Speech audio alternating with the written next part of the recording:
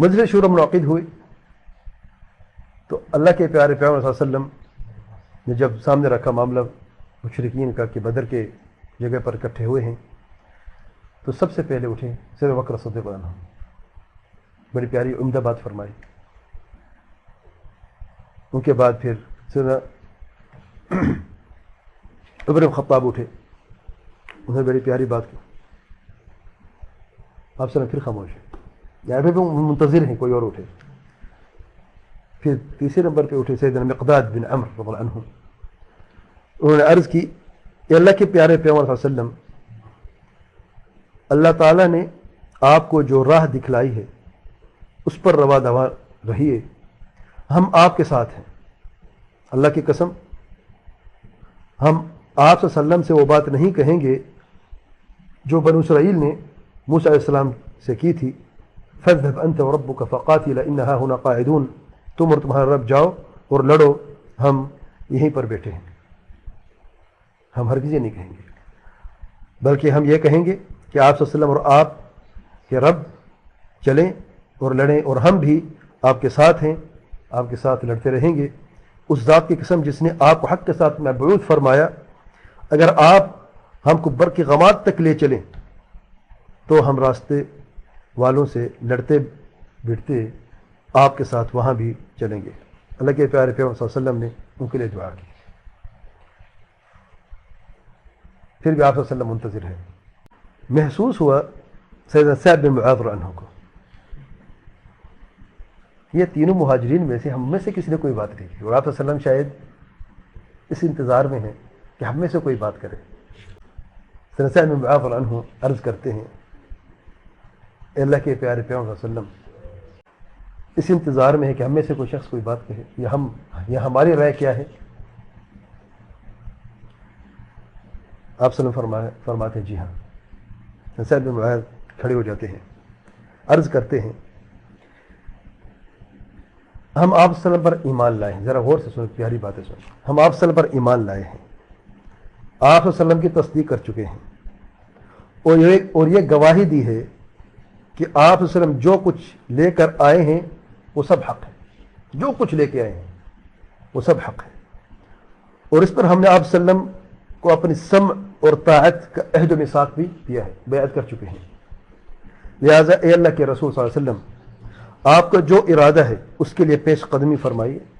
اس ذات کی قسم جس نے آپ صلی اللہ علیہ وسلم کو حق کے ساتھ مبعوث فرمایا ہے، اگر آپ ہمیں ساتھ لے کر سمندر میں کودنا چاہیں تو ہم آپ کے ساتھ کود پڑیں گے، ہمارا ایک آدمی بھی پیچھے نہیں رہے گا۔ جب اللہ کے پیارے پیغمبر صلی اللہ علیہ وسلم نے، اور آخر میں فرماتے ہیں، اللہ تعالیٰ آپ کو ہمارا وہ جوہر دکھلائے جس سے آپ صلی اللہ علیہ وسلم کی آنکھیں ٹھنڈی ہو جائیں۔ آپ صلی اللہ علیہ وسلم کو خوشی ہوئی اور ان کے لیے دعائے برکت کی۔ پھر ایک روایت آتی ہے، آپ صلی اللہ علیہ وسلم سیدنا بکر رضی اللہ عنہ کے ساتھ جاتے ہیں جائزہ لینے کے لیے۔ پھر ایک وہاں پہ بدو ملتا ہے، ان سے دریافت کرتے ہیں کہ بھئی یہاں پر کہاں کس طرف ہوں گے، کہ آپ نے سنا ہے کہ مشرکین مکہ جو ہے قریش کا قافلہ وہاں سے نکلا ہے کوئی، اور اس قصے کے آخر میں ہم پانی میں سے ہیں، ہم لوگ پانی میں سے ہیں۔ تو اس بوڑھے نے کہا آپ لوگ کون ہیں؟ اب سفر پہلے آپ بتائیں پھر میں بتاتا ہوں کون ہے۔ تو جب اس بوڑھے نے پورا بتا دیا، بزرگ نے سب کو بتا دیا کہ اگر میرا اندازہ ہے اگر وہ اس وقت نکلے ہوں گے تو مشرکین عرب، تو وہ اس وقت بدر کی جگہ پہ، وہ بالکل صحیح درست جگہ فرمائی۔ اور محمد اگر مدینہ سے نکلا ہوگا، جس وقت نکلا جس سے مجھے خبر ملی، تو وہ اس وقت فلان جگہ پہ ہوگا، واقعی وہی جگہ تھی۔ جب آپ صلی اللہ علیہ وسلم سے پوچھے پھر آپ بتائیں آپ کون ہیں، تو آپ صلی اللہ علیہ وسلم نے جواب میں فرمایا ہم پانی میں سے ہیں، یعنی جواب صحیح نہیں دیا۔ تو یہ روایت ضعیف ہے، بعض مورخین نے کتابوں میں لکھا ہے، تو اس لیے میں نشاندہی کرتا جا رہا ہوں کہ یہ روایت ضعیف ہے، صحیح روایت نہیں ہے۔ اللہ کے پیارے پیغمبر صلی اللہ علیہ وسلم بدر کی طرف روانہ ہو گئے، اور وہاں پر بدر کے چشمے پر پہلے پہنچے، اور ایک روایت میں جو معروف روایت ہے جس میں آپ صلی اللہ علیہ وسلم ایک جگہ، ایک بدر کے جو بڑا چشمہ تھا وہاں پر پہنچے، وہاں پر پڑاؤ ڈال دیا، لیکن ایک صحابی سیدنا حباب بن منذر رضی اللہ عنہ نے ان سے عرض کی، کیا یہ مقام جہاں پر آپ نازل ہوئے ہیں یہ اللہ تعالیٰ کی طرف سے حکم ہے یا ایک یعنی جنگی حکمت عملی ہے؟ تو آپ نے فرمایا جنگی حکمت عملی ہے. تو پھر اس صحابی نے مشورہ دیا کہ یہ جگہ مناسب نہیں ہے، آپ وہ پانی چشمہ لے لیں جو مشرکین سے زیادہ قریب ہے، تاکہ اگر ہم اس میں قابض ہو جائیں تو ہمارے پاس پانی رہے گا، ان کے پاس پانی نہیں رہے گا. یہ روایت ضعیف روایت ہے.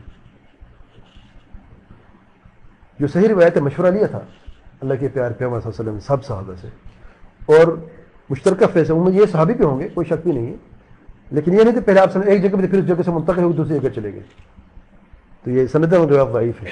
لیکن چشمہ وہی تھا جہاں پر آپ صلی اللہ علیہ وسلم نے اپنا پڑاؤ ڈالا جو مشرکین سے زیادہ قریب تھا.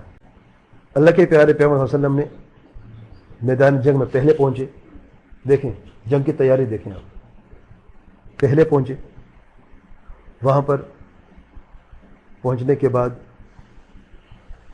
سیدنا سعد بن معاذ رضی اللہ عنہ نے عرض کی، ایک تجویز پیش کی کہ آپ ہمارے قائد ہیں، تو آپ کے لیے کیوں نہ ہم ایک خاص جگہ بنا لیں، ایک بلند جگہ پر، جو آپ یا جو ہمارے لیے یعنی مرکزی قیادت کی جگہ معلوم ہوگی. آپ صلی اللہ علیہ وسلم سب کو دیکھ بھی رہے ہوں گے اور آپ کی کمان میں آپ کے حکم کے مطابق ہم جنگ لڑتے رہیں گے.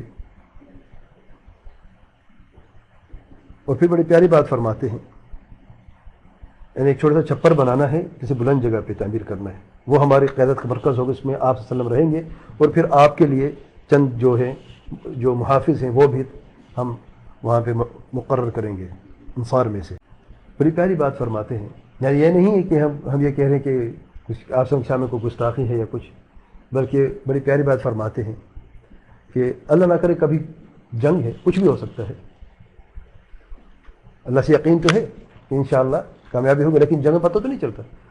اگر ہم کامیاب ہوئے تو الحمدللہ یہ مقصود تھا. اگر کوئی بھی مسئلہ ہوا تو آپ صلی اللہ علیہ وسلم واپس مدینہ جائیں گے.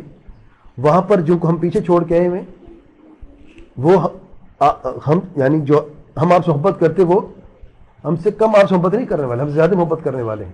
اگر ان کو پتہ ہوتا کہ آپ جنگ کے لیے جا رہے ہیں تو ان میں سے ایک شخص بھی وہ واپس نہ بیٹھ اب جگہ پہ نہ بیٹھتا. تو ان کا عذر دیکھیں کہ اگر کچھ بھی ہوتا ہے، ہم اگر مر مٹ جاتے ہیں اللہ کے راستے میں اپنی جان بھی دے دیتے ہیں، تو پھر آپ ان کافروں سے اپنا حق لینے کے لیے ہمارے ان ساتھیوں کو ساتھ لے کے آ سکتے ہیں، تاکہ اللہ تعالیٰ کا دین باقی رہے. ہم رہیں نہ رہیں، اللہ تعالیٰ کے دین کو باقی رہنا ہے. سبحان اللہ. اللہ کے پیارے پیغمبر صلی اللہ علیہ وسلم کو یہ تجویز پسند آئی، ان کے لیے دعائے خیر بھی کی. پھر اس لشکر کی ترتیب فرمائی اللہ کے پیارے پیغمبر صلی اللہ علیہ وسلم نے، اور میدان جنگ میں تشریف لے گئے آپ صلی اللہ علیہ وسلم خود. آپ صلی اللہ علیہ وسلم فرماتے ہیں کل انشاءاللہ یہ فلان کی قتل گاہ ہے، یہاں پر فلان مرے گا، یعنی ابو جہل یہاں پہ پڑا ہوگا، وہاں پر عتبہ بن ربیعہ ہوگا، وہاں پر فلان کافر پڑا ہوگا. ان کی جگہ کی نشاندہی، جگہوں کی نشاندہی کہ اللہ کے پیارے پیغمبر صلی اللہ علیہ وسلم، اور ہر جملے کے بعد فرماتے تھے انشاءاللہ. دیکھیں یہ فلاں کا مقتل ہے انشاءاللہ، یہ فلاں کا مقتل ہے انشاءاللہ. تو اس سے صحابہ کرام کو بہت حوصلہ ملا کہ آپ صلی اللہ علیہ وسلم جو فرما رہے ہیں وہ حق ہے اور سچ ہے.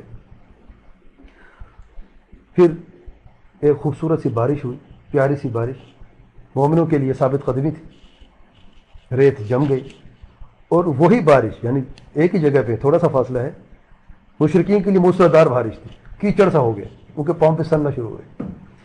یعنی دیکھیں اللہ تعالیٰ کی مدد جنگ سے پہلے کیسی آ رہی ہے. ابھی تو کچھ نہیں، ابھی تو ابتدا ہے. کافر سے ہم کبھی بھی اپنی طاقت سے جیت نہیں سکتے، بتاؤ. اور نہ کبھی مومن، کبھی کسی مسلمان اپنی طاقت سے کافروں سے جیتا ہے. مومن جیتتا ہے اپنے ایمان سے، جیتتا ہے تقوی سے، اللہ تعالیٰ کے ڈر سے، فرما برداری سے، توحید سے، اتباع سنت سے، اس دین پر قائم رہنے سے. ایک ہی بادل ہے، ایک ہی جگہ ہے، آدھا بادل موسلادھار بارش دے رہا ہے اور آدھا بادل فوار دے رہا ہے پیاری سی. ان کے قدم ثابت اور ان کے قدم ڈگمگا گئے. اور پھر اب صبح جنگ کی تیاری ہے، صبح جنگ ہونی ہے. رات کو صحابہ کرام بڑی پیاری نیند سوئے. کبھی دیکھا آپ نے صبح جان ہتھیلی پہ اور رات کو کوئی سو رہا؟ یہ مدد کہاں سے آ رہی ہے؟ اللہ تعالیٰ فرماتے ہیں اذ یغشیکم النعاس امنۃ منہ، جب اللہ تعالیٰ تم پر اپنی طرف سے امن و بے خوفی کے طور پر نیند طاری کر رہا تھا. نیند طاری کون کر رہا تھا؟ سبحان اللہ. تھوڑی سی ٹینشن ہوتی، نیندیں اڑ جاتی ہیں. جان ہتھیلی پہ ہے، صحابہ کرام سو رہے، نیندیں تو اس 1000 لشکر جو تھا 1000 ان کی نیندیں اڑی ہوئی تھی کہ صبح کیا کرنا ہے. گھمنڈ، تکبر، غرور سے ان کو نیند نہیں آئی. صبح دیکھیں ہم کرتے کہ آپس میں باتیں کر رہے ہیں، یہاں پر صحابہ کرام اور سلا کون رہا ہے. یہ نیند عام نیند نہیں تھی، یہ اللہ تعالیٰ کی طرف سے خاص نیند تھی اپنے خاص اور پیارے بندوں کے لیے. اور پھر اس بارش جو نازل ہوئی، اللہ تعالیٰ فرماتے ہیں وَيُنَزِّلُ عَلَيْكُم مِّنَ السَّمَاءِ مَاءً، وہ فوار بھی ہے کیوں؟ لِيُطَهِّرَكُم بِهِ، اللہ تعالیٰ تمہیں پاک کر رہا ہے. وَيُذْهِبَ عَنكُم رِجْزَ الشَّيْطَانِ، اور شیطان کے وسوسے تھے نا جو بار بار آ رہے تھے، وہ بھی چلے گئے اس بارش سے. وَلْيَرْبِطَ عَلَىٰ قُلُوبِكُم، تاکہ تمہارے دلوں پر یربط گرہ ڈال دے، باندھ لے، مضبوط کر دے. وَيُثَبِّتَ بِهِ الْأَقْدَامَ، اور قدموں کو ثابت کر دے.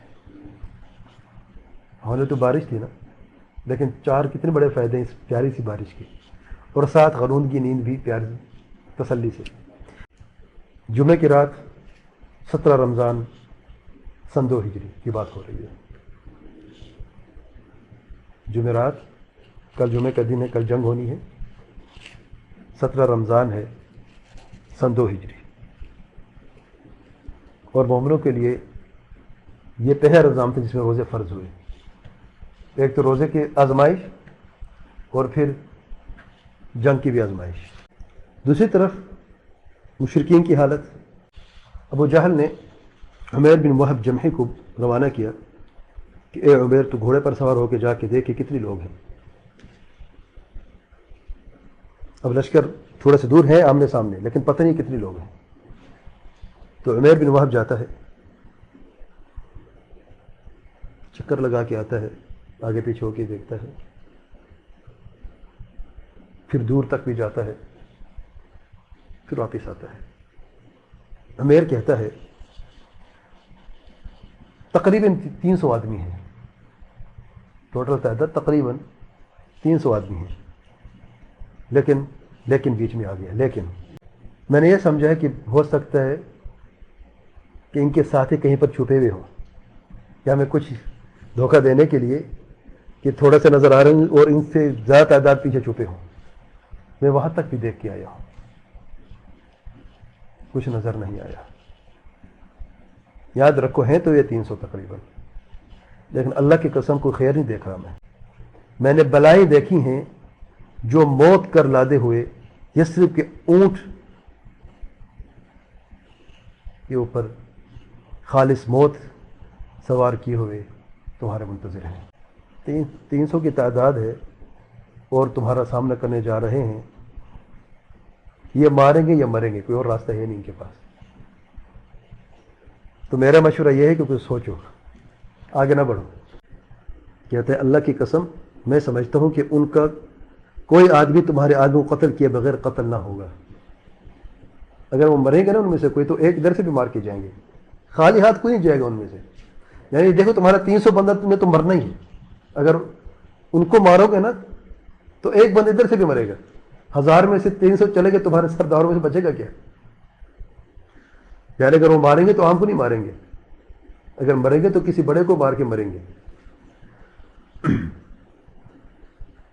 پھر آپس میں کہتے ذرا سوچ لو، قدم بڑھانے سے پہلے ذرا سوچ لو. سب نے یہ بات جب سن لی پھر پھوٹ پڑ گئی مشرکین کے لشکر میں. اچھا، صبح کیا ہوا؟ جہاں پر آپ صلی اللہ علیہ وسلم موجود تھے، چشمہ کے قریب جہاں پر قابض تھے، تو مشرکین نے پانی پینے کے لیے آپ سے روک دیا، کوئی ہاتھ نہ اٹھائے. جو بھی اس پانی سے پیے گا وہ اس جنگ میں ضرور مرے گا. عجب سی بات ہے، سبحان اللہ. جس نے بھی پانی پیا وہ مرا ہے. ان کے ساتھ حکیم بن حزام تھے رضی اللہ عنہ، بعد میں اسلام قبول کرتے ہیں. انہوں نے پانی نہیں پیا اور یہ بچ گئے، اور بعد میں اسلام قبول کیا اور بڑے اچھے اور خوبصورت مسلمان بنے ماشاء اللہ. بہرحال تو حکیم بن حزام نے جب یہ سنی بات عمیر بن وہب کی، اس نے دیکھا بھی اگر واقعی جنگ ہوتی تو مسئلہ، اب جنگ نہیں چاہتے. اس جنگ میں ابو جہل، ساری خرابی فساد کی جڑ جو ابو جہل ہے. اکثر نے یہ کہا بھی جان چھوٹ گئی، لیکن ابو جہل کا گھمنڈ، تکبر ٹوٹنے کا نام نہیں لے رہا تھا. حکیم بن حزام نے سوچا کہ ایک اور سردار موجود ہے ان کے بیچ میں جن کی بات مانی جا سکتی ہے، اور وہ ہے بزرگ عتبہ بن ربیعہ. بڑی عمر والے تھے، ابو جہل سے بھی بڑی عمر تھی، اور عرب میں سرداروں میں معروف سردار تھا. لیکن کمان سپہ سالار ابو جہل تھا، اور پتہ تھا کہ یہ شخص فسادی شخص ہے.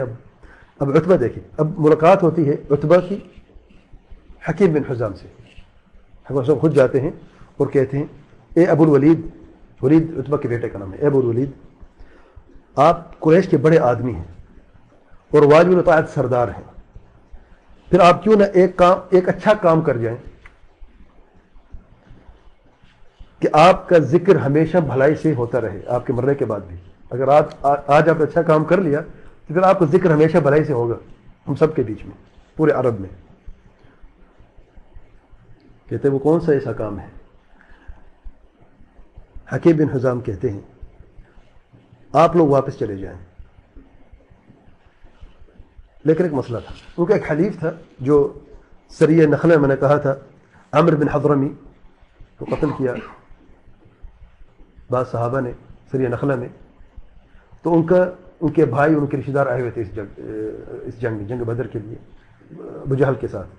تو انہیں تو خون کا بدل لینا تھا. اب بتائیں عربی کو خون کا بدلہ جو ہے یعنی ایک بنیاد ہوتی ہے ان کی زندگی کا ایک خاص حصہ ہوتا ہے. معافی کا نام نہیں ہوتا، خون کا بدلہ خون ہوتا ہے بس. تو اصل خد سے یہ تھا کہ اب جنگ اگر روکیں گے بھی تو پھر وہ ابو جہل ایک فتنہ کھڑا کر دے گا. تو آپ ایسا کریں، آپ یہ کہہ دیں کہ اس کا خون میرے ذمہ ہے، میں اس کی دیت دے دیتا ہوں. ٹھیک، اب یہ اعلان کر دیں تو ہو سکتا ہے کہ یہ جنگ نہ ہو، اور ہم یہ چاہتے ہیں کہ جنگ نہ ہو. عتبہ نے کہا مجھے منظور ہے، لیکن تم میری طرف سے ضمانت لے لو، یعنی اگر تم یہ دیت دے دو تو پھر ضمانت مجھ سے بھی تم لے لو، کوئی حرج نہیں ہے. وہ میرے حلیف ہیں، میں اس کو دیت کا ذمہ دار ہوں. جو مال ضائع ہوا، جو مال وہ لے گئے تھے وہ بھی میں واپس کر دوں گا. لیکن ایک بات ہے، تم حنظلیہ کے بیٹے سے جا کے بات کرو. اب ابو جہل بھی کہا، عمرو بن ہشام نام لے کے نہیں کہا، حنظلیہ اس کی ماں کا نام تھا، اور حنظل کرواہٹ کو کہتے ہیں، یعنی دیکھیں کڑوی کا بیٹا. سبحان اللہ، بعض پورے گھرانے ایسے ہوتے ہیں، ابو جہل ہے، حنظلیہ ہے، سبحان اللہ. ایسی ماں نے ایسے بیٹوں کو پیدا کرنا تھا اور کیا کرنا تھا. اسے جا کے بات کرو. اصل فساد کی جڑ وہی ہے. اگر اسے تم قابو کر لیتے ہو نا تو میری طرف سے معاملہ ٹھیک ہے، ہم جنگ کے آگے نہیں بڑھیں گے. اس کو راضی کر لو کسی طریقے سے.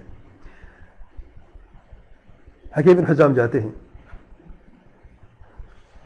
ابو جہل کے پاس اور کہتے ہیں یہ پیغام ہے عتبہ کی طرف سے. اپنا نہیں کہا، عتبہ کی طرف سے پیغام ہے کہ جنگ نہیں کرتے، واپس چلتے ہیں. اور جو معاملہ ہے عمرو بن حضرمی کا وہ ان کے ذمے ہے، وہ دیت دینے کے تیار ہیں، وہ جو مال لوٹے وہ بھی دینے کے لیے تیار ہیں. جنگ نہیں کرتے، واپس چلتے ہیں. ابو جہل کو شدید غصہ آیا اور کہا عتبہ کو میں جانتا ہوں. ایک دو گالی بھی دی اور کہتا ہے کہ اس کا بیٹا کیونکہ محمد صلی اللہ علیہ وسلم کے ساتھ ہے، اپنے بیٹے کو بچانے کے لیے نئی ترکیب سوچ رہا ہے. کون سا بیٹا تھا؟ ہاں، ابو حذافہ. سر ابو حذافہ عتبہ کا بیٹا تھا، پہلے اسلام قبول کیا اور پہلے ہجرت کر گئے. تو ابو جہل نے پکڑ لیا بات. دیکھیں شیطان کیسے کام کر، شیطان ان سے دیکھے نا، اگر تمہارے پاس توڑ ہے، میرے پاس اس سے بڑھ کر توڑ ہے. تو عتبہ تو اپنے بیٹے کو بچانا چاہتا ہے. اور پھر جا کے کہا عمرو بن حضرمی کے بھائی کو، بات یوں ہو رہی ہے، تم کیا کہتے ہو؟ چھوڑ دے تمہارے بھائی کا خون، تمہیں پسند ہے لوگوں کے سامنے. تو اس نے اپنے پشت سے کپڑا ہٹا کے چیخنا شروع کر دیا، مجھے بدلہ چاہیے اپنے بھائی کا۔ پھر سب چیخنا شروع کر دیا، نہیں ہم تو نہیں جائیں گے۔ اور اس طریقے سے ابو جہل جو ہے اس جنگ کی آگ بھڑکانے میں کامیاب ہوا۔